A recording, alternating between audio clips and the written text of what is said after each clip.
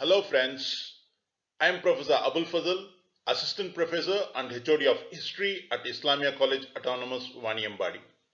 I am very happy to talk to you through this presentation of mine on architectural contributions of Delhi Sultanate. UGC syllabus requires us to have an in-depth knowledge of every aspect of our syllabus. Unit 6 of UGC history syllabus refers to Indo-Islamic architecture. The introduction of Indo-Islamic architecture in India can be attributed to the Delhi Sultanate. And hence, in this presentation of mine, we are going to have a look into the architectural contributions of Delhi Sultanate. All know that in the beginning of the 12th century, Turks from Central Asia had established the Delhi Sultanate Empire in India. These Turks were well versed and influenced by the Persian civilization and its architectural features in Central Asia. And when they established themselves, the Delhi Sultans, when they constructed their own buildings in India, obviously these buildings were influenced by the architectural features they had learned, they were immersed in from Persian architectural features. And now, when the Turks had to build their buildings, they had to make use of the materials found in India, and also they had to make use of the artisans who were Indians. These artisans were well versed, they were influenced by the Indian architectural system, which also had a very great tradition and a very great past. And now, as a result of these aspects, in medieval India, during the time of the Delhi Sultans, there was a free interaction and a cultural synthesis between the Indian and Persian architectural systems, which led to the Indo-Islamic architecture, the growth of Indo-Islamic architecture. And as a result of the growth of Indo-Islamic architecture, India has got innumerable number of buildings about which we are going to study in this presentation. The Indo-Islamic architecture introduced new architectural forms. One important architectural feature that the Indo-Islamic architecture introduced to Indian architecture was the arch. The Delhi Sultans in their buildings have used this arch predominantly.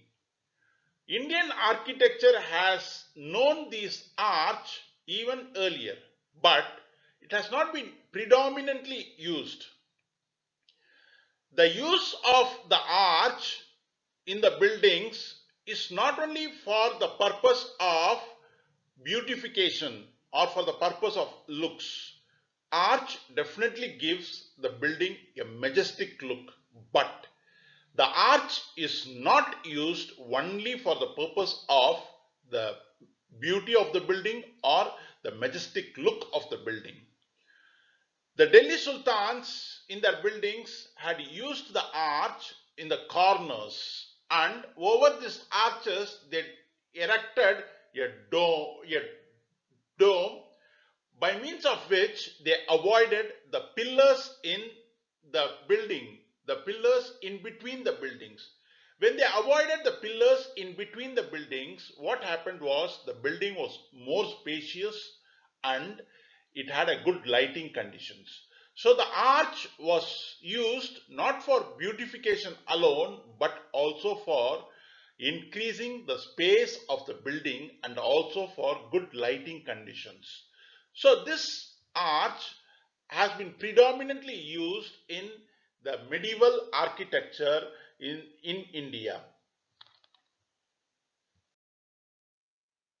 Another important architectural aspect or feature of the Indo-Islamic architecture of the Delhi Sultans was the introduction of dome. As we learnt earlier, the dome was introduced for beautification purpose. The dome was a gave the buildings a better skyline. It improved the majestic look of the building. But it was introduced not only for decorating the building, but it was also introduced to ensure that the building gets more spacious and it also gets a better lighting facilities. So the dome is one of the significant contribution of Indo-Islamic architecture or the architecture of the Delhi Sultans to Indian architecture. The third important introduction of the Indo-Islamic or Delhi Sultanate architecture to Indian architectural system is the introduction of minaras. Minaras are very tall pillars. Indian architectural system had known about the pillars. We are all familiar with the Ashokan pillars. But the pillars erected in India before the minaras were definitely different, and these minaras had certain new architectural additions, and hence it is considered that minaras are new innovations to Indian architectural system. So the Delhi Sultanate architecture introduced three new architectural features: one, the arch; two, the dome; three, the minaras. The Delhi Sultans had not only introduced new architectural forms to Indian architectural system, but also introduced new construction materials to the Indian architectural system. Previously, Indian architecture depended on stone-based constructions, and it did not require very important, very significant binding materials. But the Delhi Sultans had to rely on sandstone and other materials which required binding, and hence the lime mortar and gypsum, which are introduced by the Delhi Sultans as new construction materials in India, provided the Delhi Sultanate architecture a good binding material and also increased and improved the durability of the Delhi Sultanate architectural buildings. From the UGC net exam point of view, it is very important for us to note that the first specimen of Delhi Sultanate architecture is the Quatul Islam Mosque in Delhi, and this mosque is attributed to Qutbuddin Aibak, the first Delhi Sultanate emperor, the first Delhi Sultanate ruler, and also the first ruler of the slave dynasty.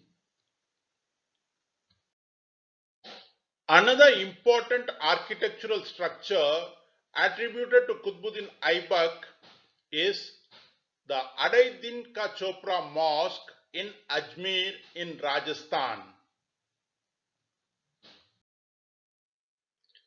Qutub Minar, an important specimen of Indo-Islamic architecture in India or the Delhi Sultanate architecture, was originally conceived by Qutbuddin Aibak and it was completed by Shamsuddin Iltutmish.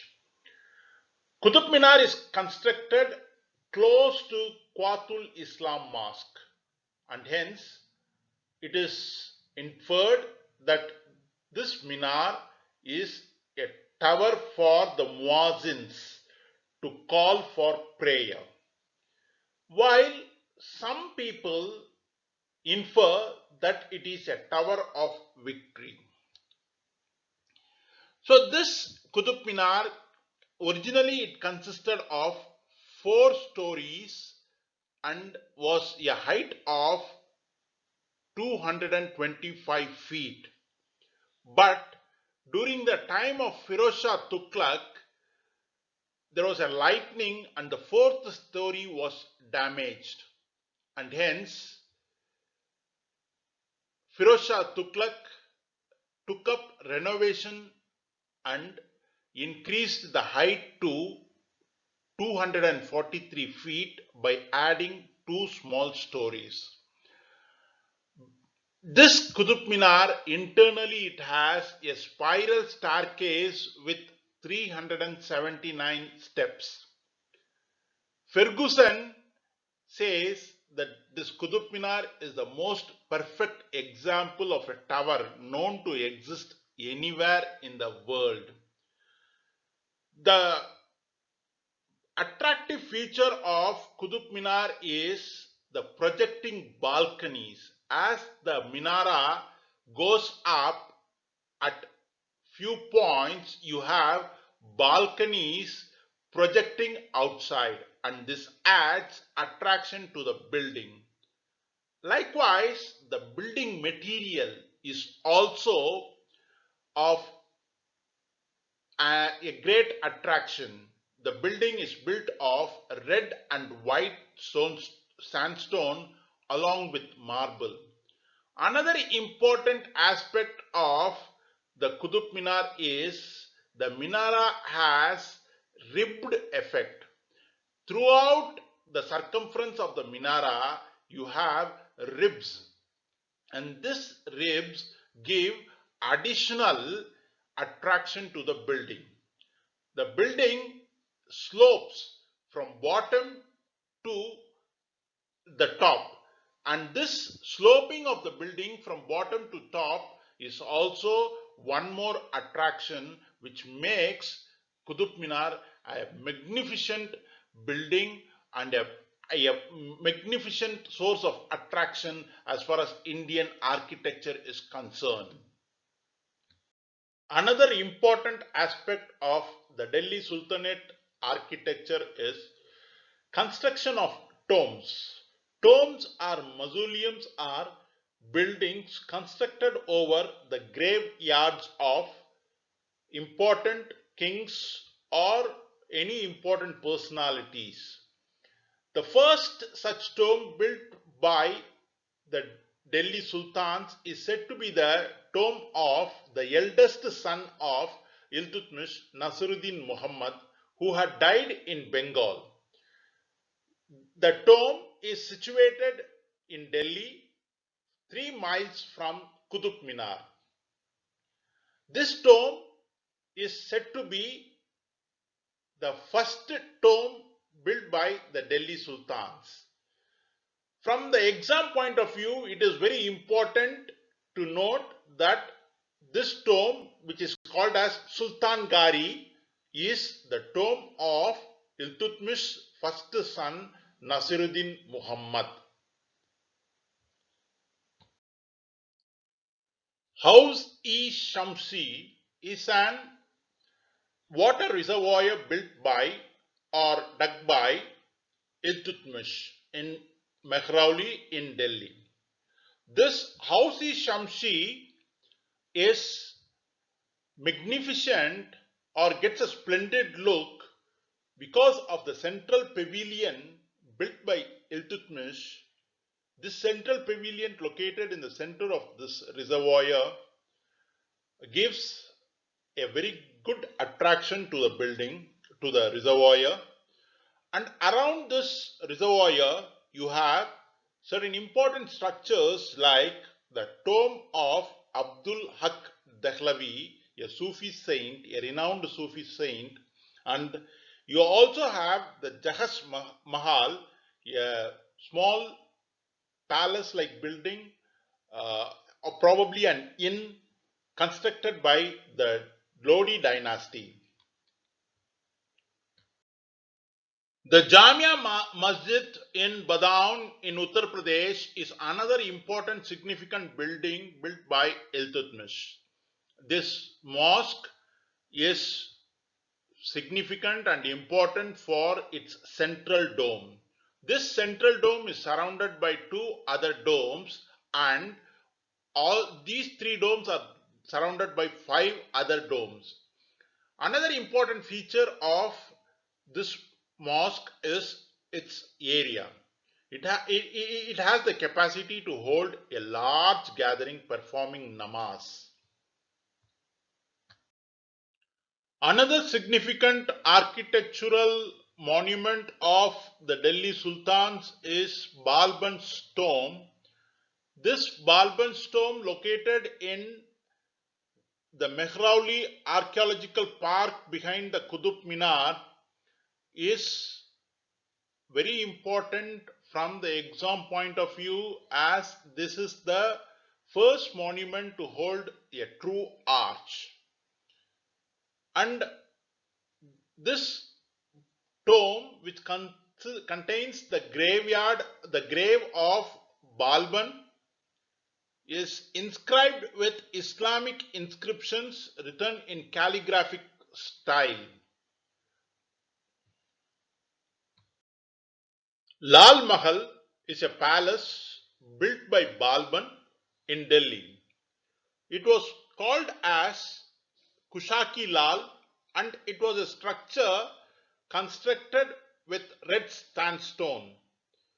When Ibn Battuta, the Moroccan traveler, visited Muhammad bin Tughlaq's court and stayed here for 10 years, he was accommodated in the Lal Mahal.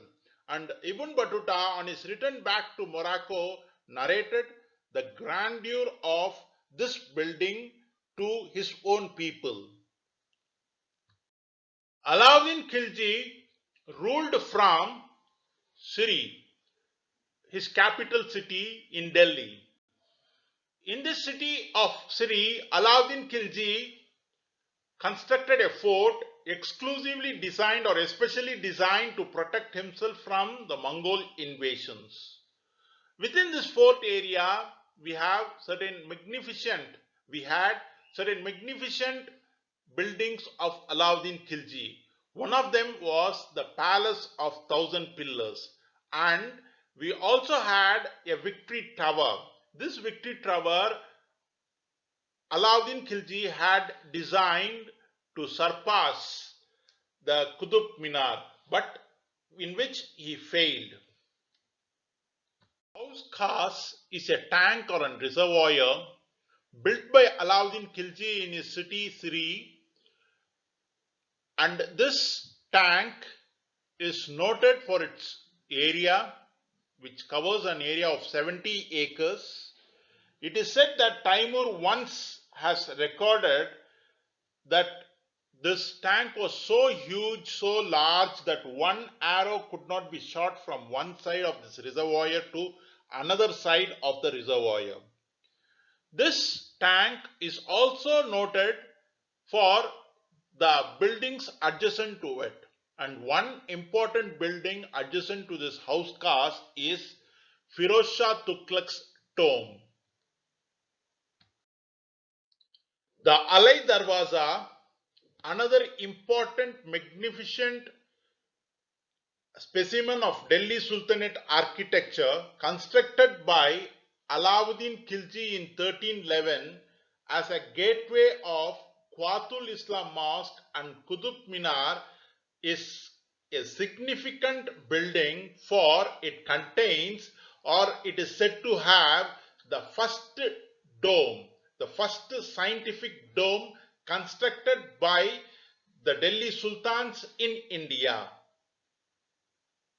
The Jamiat Khana Masjid, built by Khizr Khan, son of Alauddin Khilji, in Hazrat Nizamuddin Auliya complex, is one more significant mosque built by the Delhi Sultans. This mosque is noted for its central dome and the three other domes, surrounding this central dome. The central bay and the entrance archway to this mosque is inscribed with geometric motifs and Quranic inscriptions. Ghiyasuddin Tughlaq, the founder of Tughlaq dynasty, established the third city of Delhi, that is Tughlaqabad. And in this Tughlaqabad, he established a walled city with commercial and residential complexes within the fort. And he also constructed a fort inside this walled city.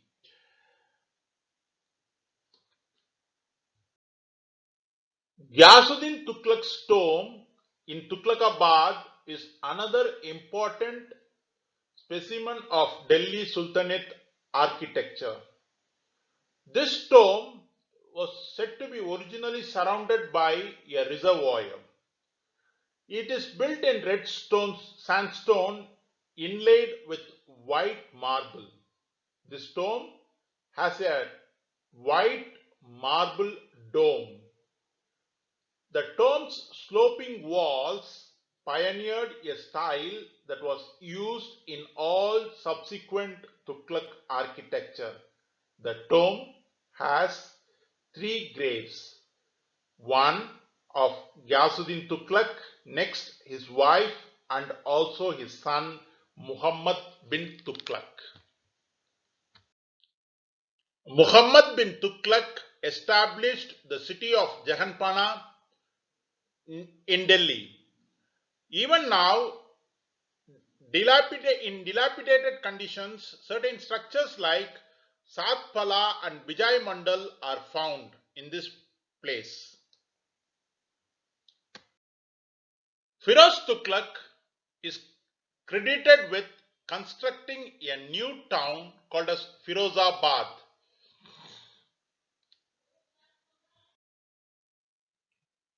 Firoz Tughlaq constructed a palace fort in Firozabad and it was called as Firoz Shah Kotla.